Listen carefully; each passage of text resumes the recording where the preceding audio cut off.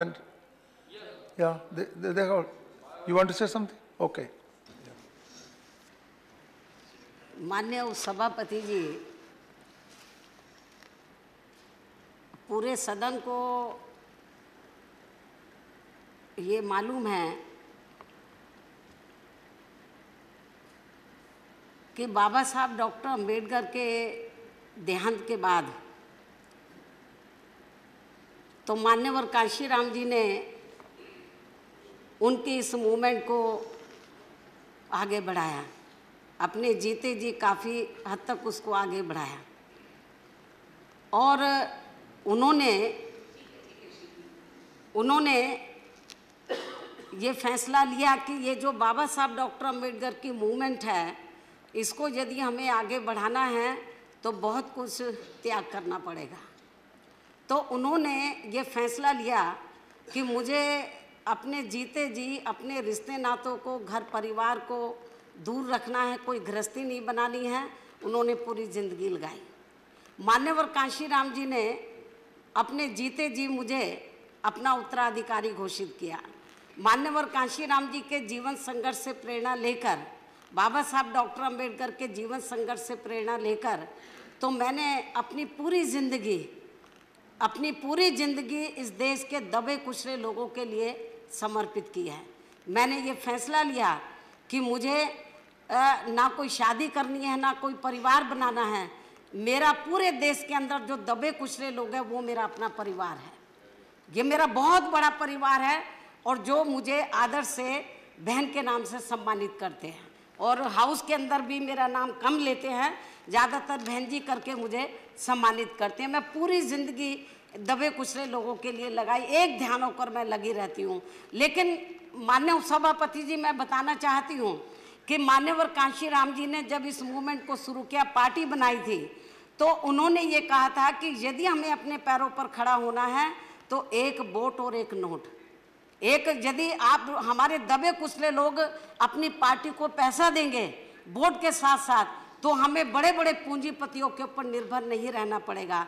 तो मान्यवर कांशीराम जी के दिशा निर्देश अनुसार पूरे देश के अंदर हमारी पार्टी बड़े बड़े पूंजीपतियों से पैसा नहीं लेती है। जो दबे कुचले लोग हैं उनसे पैसा लेकर इस मूवमेंट को आगे चला रही है और ये मूवमेंट आगे फल फूल रही है। लेकिन जो पूंजीवादी लोग हैं, जो धन्ना सेठ लोग हैं, जो पूंजीवादी मानसिकता के लोग हैं, उनको ये सब अच्छा नहीं लग रहा।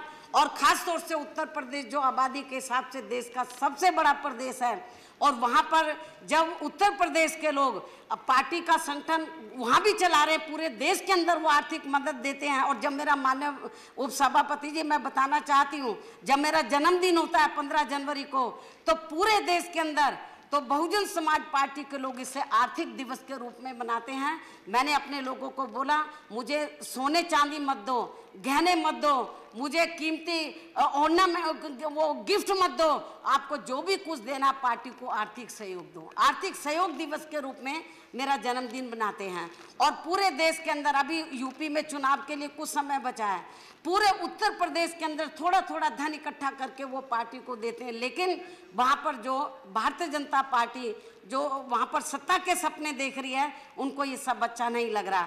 इसलिए आज उनके जो पार्टी के जो उपाध्यक्ष हैं, जिस तरीके का भाषा का, क्योंकि मुझे कोई भी नहीं दिखा रहा था, बहुत अपशब्द भाषा का इस्तेमाल किया, क्योंकि सब मुझे अपनी बहन समझते हैं, तो इसलिए वो बहन के सामने वो लफ्ज़ नहीं बोलना चाहिए। मैं उनका आदर सम्मान करती हूँ, अपने सभी भाइयों का जो हाउस के अंदर है, मैं उनका कदर करती हूँ।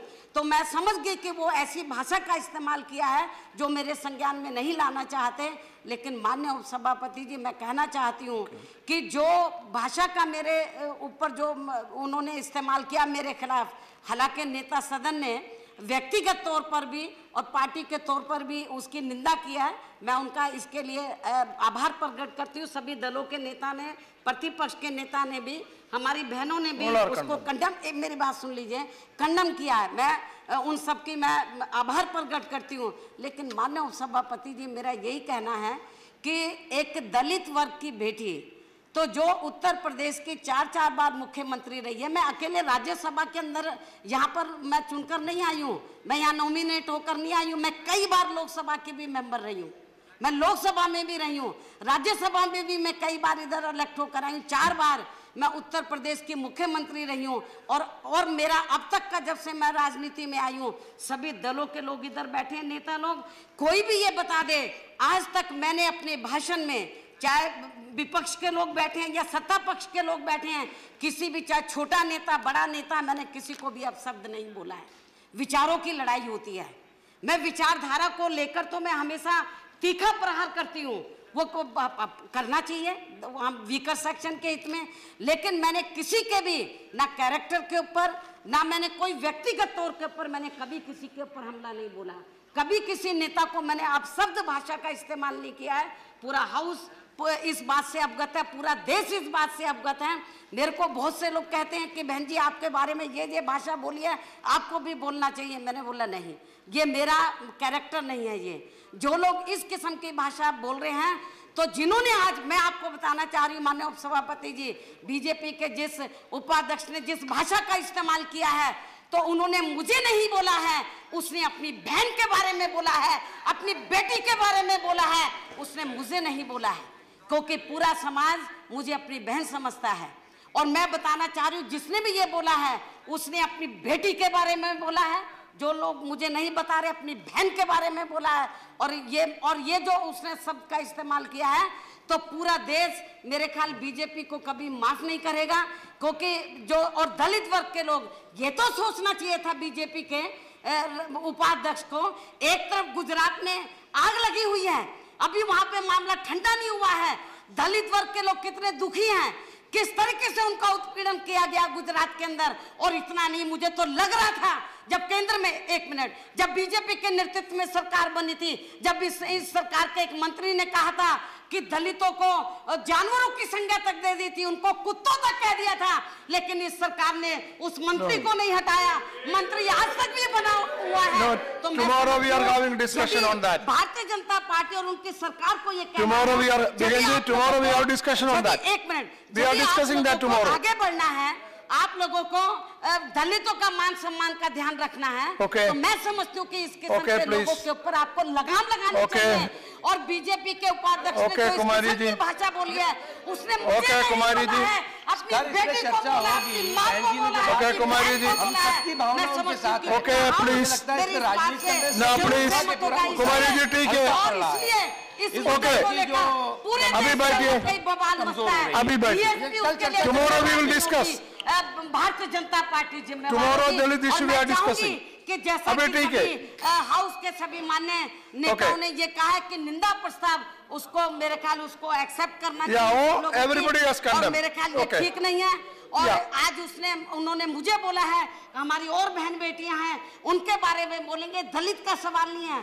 आज एक दलित के, मैं पार्टी के नेशनल प्रेसिडेंट हूँ, कई बार मैं लोकसभा की सदस्य चुनकर आई हूँ, राज्यसभा की रही हूँ, और मैं 10 सवाल दलित के साथ साथ एक महिला का भी आज मेरे बारे में बोला है। कल को अपर कास्ट की महिलाएं हैं, बैकवर्ड क्लास की महिलाएं हैं, और समाज की माइनॉरिटीज की महिलाएं हैं, उनके बारे में इस किस्म की भाषा का इस्तेमाल करेंगे, क्या ये बर्दाश्त करने लायक है? मैं समझती हूँ केवल खेद प्रकट करने से काम नहीं चलेगा। भारतीय जनता पार्टी को, नेता सदन को ये मेरा कहना है कि आज आपको माननीय प्रधानमंत्री जी के साथ बैठना चाहिए, आपका जो पार्टी का राष्ट्रीय अध्यक्ष है उसके साथ बैठना चाहिए, कुमारी जी उसको पार्टी से निकालना चाहिए, उसके खिलाफ एक्शन लेना चाहिए, नहीं तो लोग सड़कों पे उतर आएंगे। मैं नहीं कुछ कर सकती। ओके, धन्यवाद। ठीक है।